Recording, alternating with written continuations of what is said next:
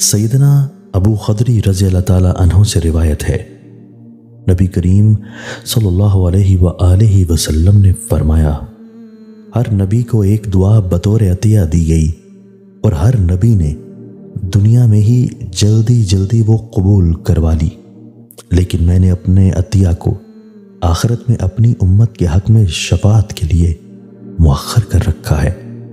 جبکہ میری تو امت کا یہ حال ہوگا کہ اس کا ایک آدمی لوگوں کی بڑی بڑی جماعتوں کے حق میں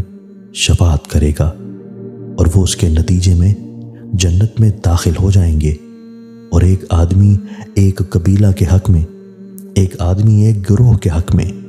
ایک آدمی 3 افراد کے حق میں، ایک آدمی 2 بندوں کے حق میں، اور ایک آدمی ایک فرد کے حق میں شفاعت کرے گا۔ رسول اللہ صلی اللہ علیہ وآلہ وسلم نے فرمایا، تم میں سے کوئی کسی مصیبت کی وجہ سے جو اس کو پیش آئے موت کی تمنا نہ کرے، اگر موت کی خواہش کی ضرورت پڑ ہی جائے تو یوں کہے، اے اللہ مجھے زندہ رکھ جب تک جینا میرے لیے بہتر ہو، اور مجھے موت دے اگر مرنا میرے لیے بہتر ہو۔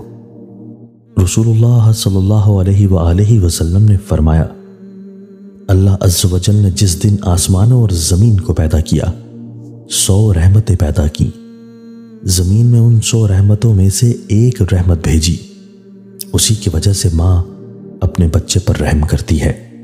اور چرند پرند جانور بھی ایک دوسرے پر رحم کرتے ہیں، اور 99 رحمتوں کو اس نے قیامت کے دن کے لیے اٹھا رکھا ہے۔ جب قیامت کا دن ہوگا تو اللہ تعالیٰ ان رحمتوں کو پورا کرے گا۔